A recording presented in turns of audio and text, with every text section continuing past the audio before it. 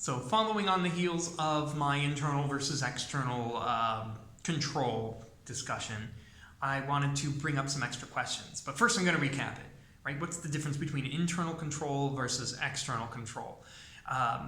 Or internal goals and external goals, I should say. An internal goal is something where you have the vast majority of the power already vested in you to accomplish your goal. You don't need external sources to do it. You can very, very greatly drive that. An external goal is kind of the opposite. You have a goal, a vision, a dream, whatever it is that you want to do, but you can't do it on your own. In fact, you have to have the cooperation of others or certain external factors set in place in order to successfully meet those goals. I used the illustration of a teacher. An external goal is, me as a successful teacher, I'm going to measure my success, or my goal, as how well my students perform.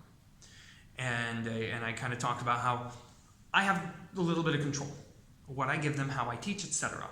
Then it's all up to them. All the responsibility is on their shoulders. An internal goal is, me as a teacher, I'm going to give my students the best teaching and education experience that I possibly can. I'm going to give them all the tools for success, and I'm going to measure myself on that criteria.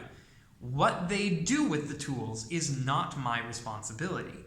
I can be a completely successful teacher and still have really crappy students.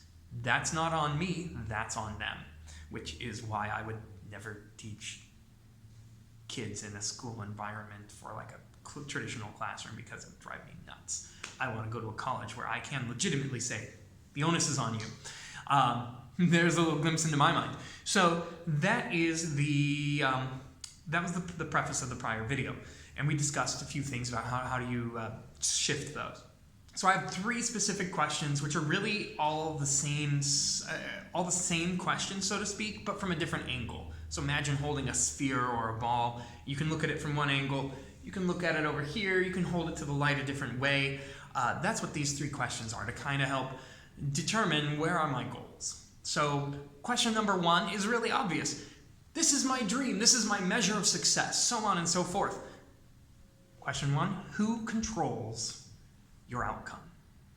Is the outcome in your hands, or does the outcome entirely rely on someone else's behavior or decision? So that's the first question. Who controls the outcome? And you can shift from that immediately to, well, if I don't control the outcome, what can I do to shift as much control as humanly possible from outside my sphere of power into it? How much of the outcome can I take responsibility for? And the responsibility factor is a huge key. How much of it can I actually own? And that gives you the power then to actually take control of the outcome. And it also can show you very quickly, oh, I have absolutely no control and no say in this matter. And then maybe it's time to rebuild or refocus or re-examine how you've crafted that your goal, your mission, your measure of success.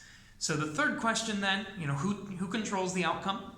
How much control can I take and shift back into my sphere or my realm of control? The third question is, when there are still results that are outside of my control, when my goal is still somewhat reliant upon external forces, how can I best prepare myself to meet those goals? How can I best prepare myself to overcome that obstacle, to set myself up for success?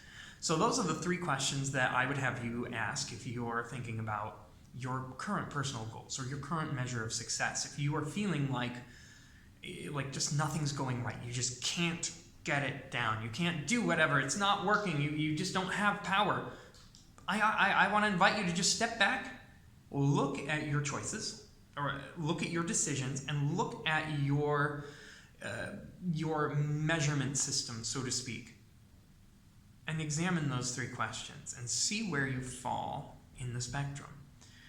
It's really interesting for me to be taking this realm or this approach, because for a very long time I'm a very flowy type of person.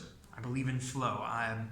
I believe that the concept, the Buddhist concept of water, where you can't hold water. You can't force water to do what you want. You try and squeeze it, it's just going to go right out of your palms. Water is going to go where it's going to go. It will go where it needs to go.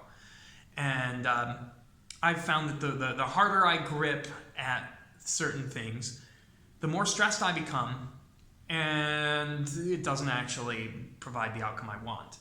So part of my life experience recently has been allowing things to happen and not freaking out about it. And I've reached a point now where I want to take some of that ownership back, where I can kind of balance the two. I don't just want to be this limp noodle flowy thing like, oh, well, it didn't happen, I don't care. I don't like that. I don't believe that's me. I don't think that's helpful or healthy. So I'm learning to take back control in my life, and I'm learning to shift my goals and just kind of change them a little bit, tweak them just a little so that I have more control over them. So we'll see where these ventures go.